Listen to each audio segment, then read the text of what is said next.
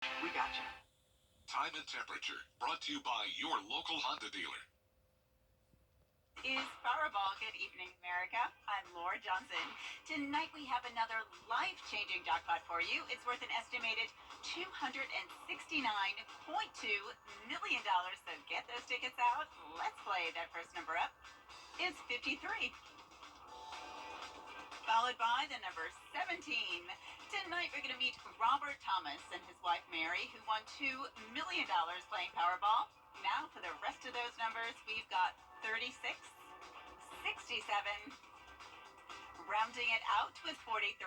Your Powerball number tonight, good luck everyone, is 14, and your Power Play multiplier is 2. It's going to be a nice sunny day tomorrow. We have to get through some windy conditions first, though. The last of the rain is moving through now. The winds are picking up the pace with a wind advisory through 7 a.m. tomorrow morning. I'll have all those details coming up. Right now on News Channel 6 at 11, proposals that could have a huge impact on several schools in Richmond County. I'll look at the recommendations in this master plan. Also ahead, part of a local street could be closed forever. What's next for Olive Road? That's problem. Flame stretch. And a manhunt in Columbia County Friday leading to 4 people being held without bond. Details on the investigation as your news at 11 starts now.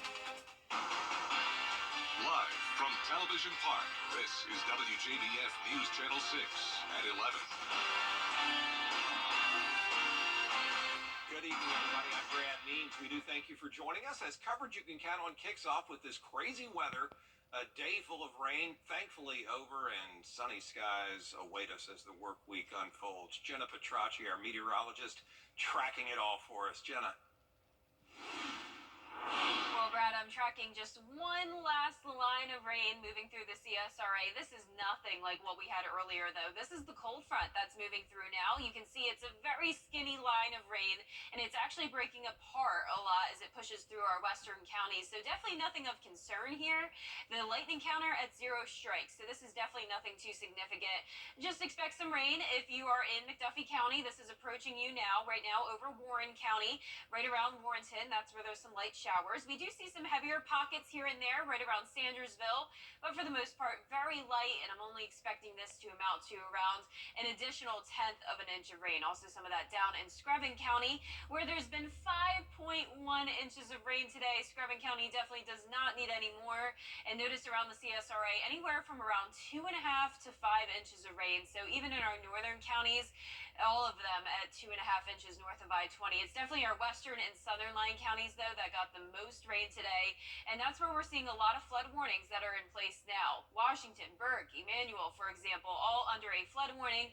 But keep in mind, this is not necessarily for the whole county. It's really just pointing out the fact that any bodies of water, such as rivers and streams, in these counties, expect the water level to be above normal from all this rain we had today. It's also very wet outside still. Here's a live look at our Terry Lambert Hyundai Sky View Cam in Aiken.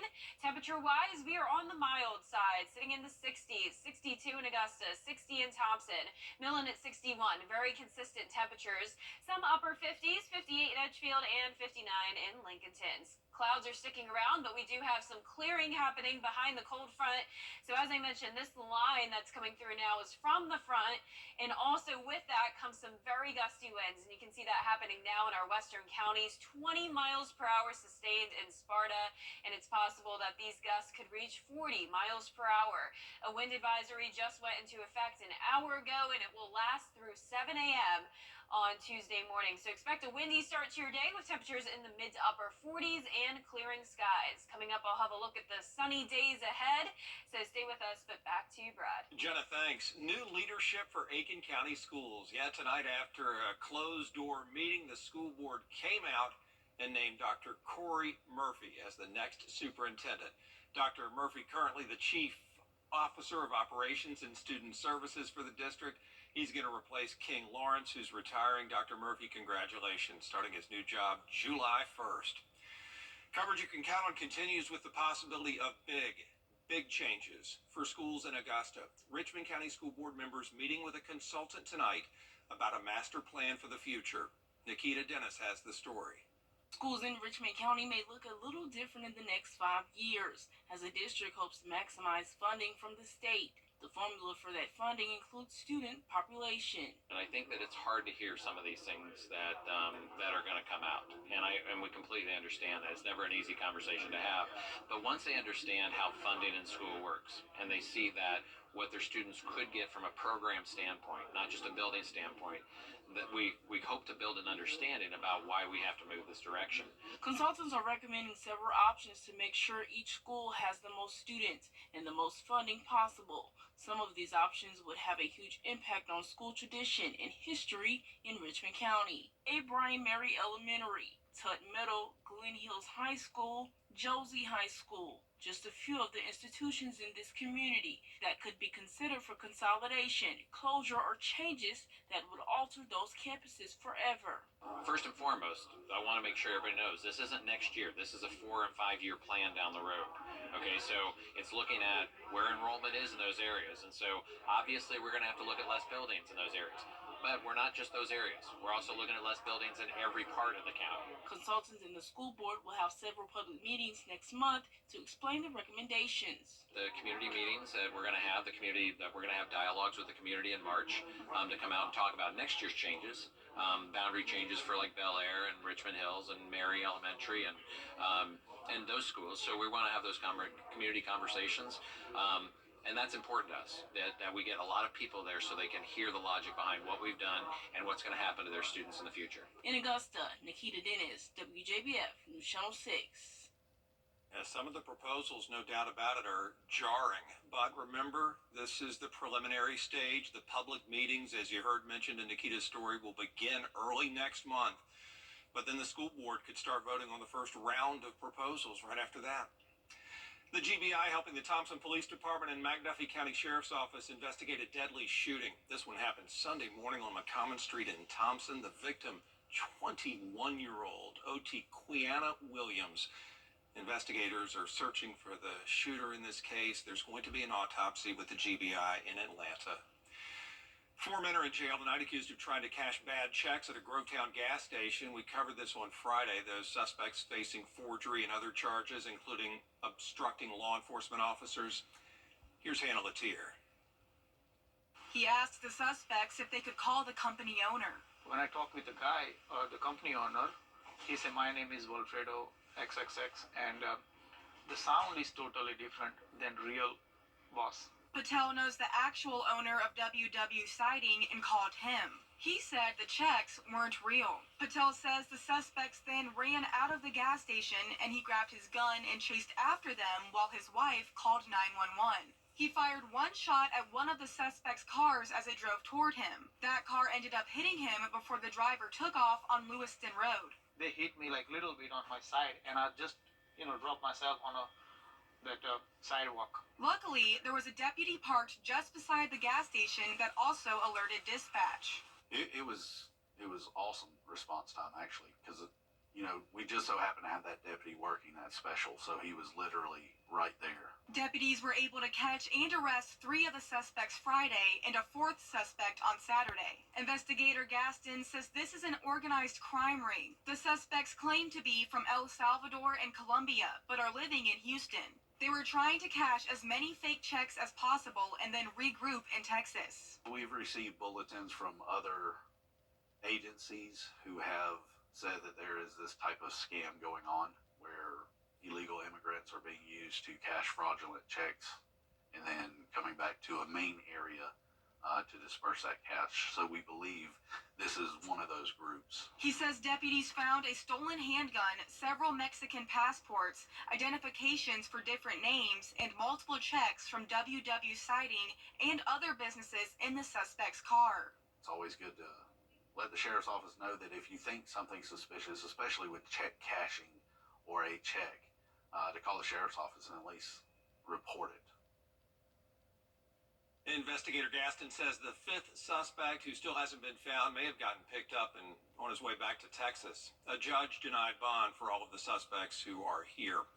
Well, tomorrow marks the special election for Georgia's House District 1 tomorrow night. An Augusta road will be blocked for months and maybe forever. Last week, once again, somebody ran into the Olive Road overpass and damaged it. You see the beams on the ground there. The railroad company says it could take them until May to fix it. Augusta traffic engineers say while they're waiting for that, they may take a look at things and possibly just shut this whole thing down. Well, we're definitely going to watch and see how traffic behaves. It's not a real long detour. We're not talking like a half an hour, but the people that do live on the other side of the bridge, it's going to take them 5 to 10 minutes to go around the closure to get to their home. So we just want to see how the public behaves, whether it works okay, and we'll consider those things at a later time. Osprey says any final decision on whether to permanently close Olive Road to the overpass is, of course, going to be up to the commission. Up next, today marks the 10th anniversary of that ice storm. Remember it? A decade ago, all that damage around town crippled us. We'll never forget it. As coverage you can count on continues.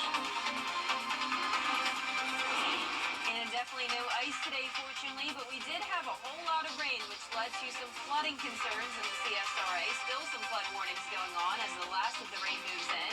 Winds also picking up the pace, but will be sunny and cool on Tuesday. I'll have all the details when we return. This is a WJBF Live Viper 6 alert.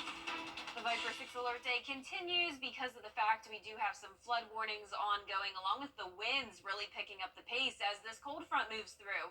This is the rain associated with that front. Not very impressive here. A good thing because we already had plenty of rain earlier. We really don't need any more. And because this is fast moving and really breaking apart, I'm expecting it to only dump around 1/10 of an inch across the area. Right now, let's take a closer look at Warren County. Just to the south of Warrenton, we have some of that light rain. Some heavier pockets here and there, but very, very brief. Not even seeing any thunder and lightning with these areas of rain. This rain is exiting Washington County and heads up here in Jefferson. This is moving towards you, right around Louisville. And then further down towards the southeast in Screven County, there's also some showers. And speaking of Screven County, that was our highest rainfall total today, 5.1 inches of rain. Wow. And then across the rest of the area, anywhere from 2.5 to 4 inches. So all north of I-20, those are our lower amounts, but nonetheless, a lot of rain for everyone. And it definitely led to some flooding issues. We had some advisories earlier today. Now we have flood warnings in place for several counties. And keep in mind, this is just for the bodies of water in the counties. So that's rivers and streams where the water levels have risen from all that rainfall. Right now on our Terry Lambert Hyundai Skyview Cam at Washington Road, the roads are definitely starting to dry up a bit, but still damp outside, sitting at 62 degrees, a southwest wind of 10 miles per hour, and a dew point of 59. Speaking of 59, that's our temperature in Lincolnton and McCormick. The rest of us in the 60s. Overall, pretty consistent, though, as this front moves through. Low pressure to our north with the warm front. That's what brought us all the widespread heavy rain earlier. And then, as I mentioned, with this cold front, really nothing too significant and no more rain behind it. So once we get through what we just saw there on Viper 6, we are done with the rain, but we are not done with the winds. The winds are just now starting to increase, 20 miles per hour sustained in Sparta. And then we'll see the wind gusts up to 40 miles per hour potentially tonight through 7 a.m. on Tuesday morning. That's when we have the wind advisory for around 2/3 of our area. So tomorrow morning, those winds around 10 to 17 miles per hour. And then once again, the gusts even higher than that. The winds will start to settle down, though, throughout the day with the sun coming out. It'll be nice, around 60 degrees. Then warming up a few degrees on Valentine's Day, 63, a lovely forecast. And at that point, the winds will be much lighter. Our lows will be pretty cold over the next several days. We'll see a lot of mornings in the 30s and not much rain in the forecast. Only a 30% chance as we go into Saturday, but not much going on our future cast. Here's tonight at midnight. Cold front exits out towards the east. High pressure takes over, that northwesterly wind bringing in all the cold air. As I mentioned, winds settle down, though, Wednesday into Thursday with that high pressure overhead. Eventually, we'll see more clouds build in Thursday night into Friday. But for tonight, lows in the low to mid 40s. Highs tomorrow around the 60-degree mark. And that 10-day forecast showing the sunny skies with the clouds again, though, on Friday as we warm up to 66. A few showers early Saturday morning, and then next week, sunny and dry as well, getting close to the 70-degree mark. Back to you, Brad. Jenna, thanks. And all this rain today, really, obviously, no match for what was going on 10 years ago outside on this date, February 12th, 2014, that ice storm that shut down the CSRA, trees down everywhere, power lines all over the place, just that eerie snapping sound we heard for days as all those limbs broke. People were in the dark for days. Then we had an earthquake at the end of the week, that Friday. It was centered in Edgefield, and we sure could feel it all over the state. Still ahead, a shooting in a church in Texas. We're going to hear from witnesses. News Channel 6 and 11 continues. Stay with us for that. But first, the winning numbers from tonight's South Carolina lottery. Pick 3269. Pick 4 tonight, 8143. And the fireball was 9. Is your driveway or the Coffee Club on News Channel 6? Sponsored by Honda Cars of Aiken. Shop online today at HondaCarsOfAiken.com. 2 people were injured in a shooting at Joel Osteen's church in Texas. The shooter died in the incident. Rena Roy has the story. Investigators scouring this Texas home looking for potential evidence after police say a woman opened fire inside celebrity pastor Joel Osteen's megachurch on Sunday afternoon. The shooting at Lake was 2 people down in an ambulance. This live stream capturing the moment the gunshots interrupted Pastor Jorge Basave. Several people appearing to descend down an escalator. Levi Andrade also recording. I was just walking up the stairs, and when I got on the top, like they started shooting. I don't know, like I just heard, but it was like more than 10 shots.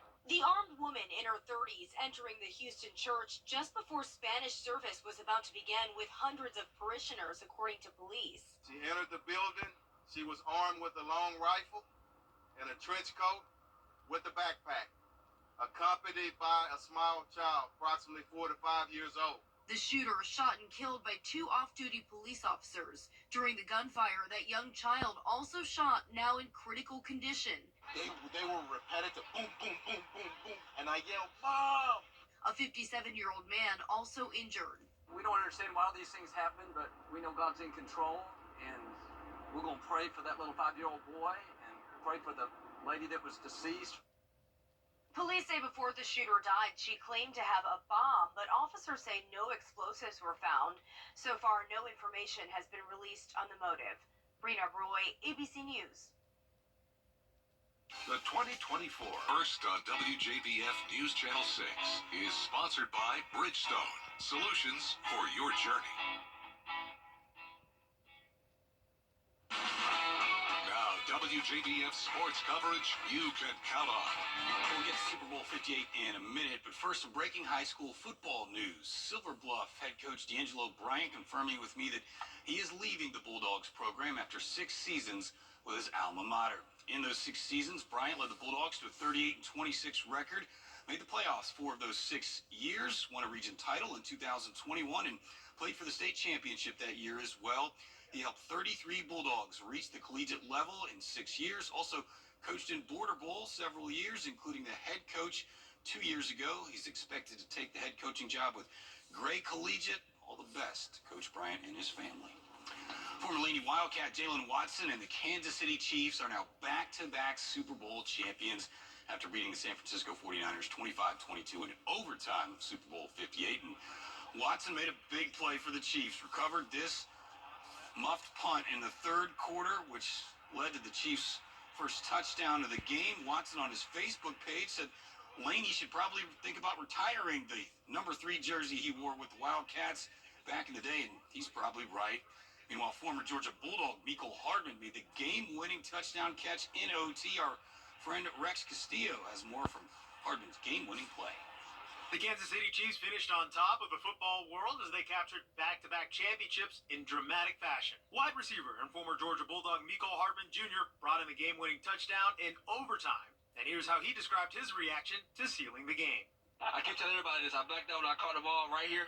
I didn't know what was going on. I'm like, oh, what happened?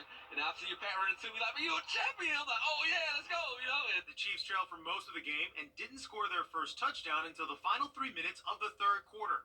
Hardman said the offense knew they had to pick up their performance. Yeah, we were playing our best football on the offensive side. The defense was doing everything they needed to do.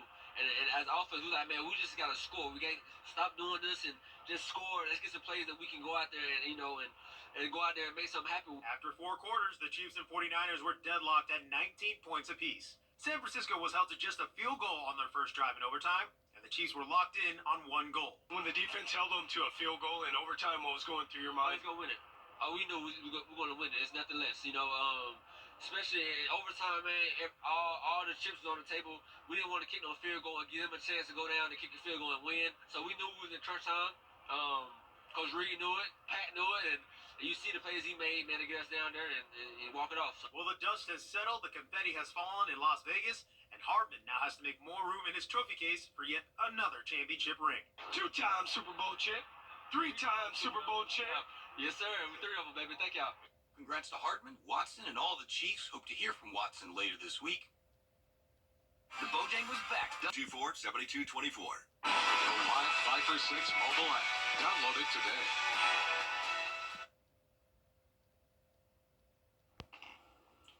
Taco Bell hosting an Apple-style product reveal for their new menu items. This was at Live Moss 2024, a segment that featured the Taco Bell Test Kitchen, which highlighted brand new menu items, including triple-decker tacos, Baja Blast pies, and milkshakes. And it all culminated in the reveal of Taco Bell's prized new menu item, a crunch wrap with a giant Cheez-It inside.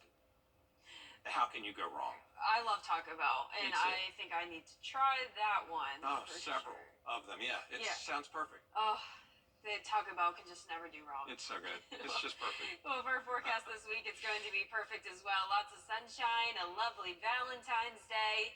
It will be windy tonight, though, and tomorrow morning. So keep in mind those winds could cause some power outages, some downed trees with how wet it is outside. Lots of rain today, and then some more rain Saturday morning. Yeah, rainy days and Mondays. Glad it's over, Jenna. Thanks for that.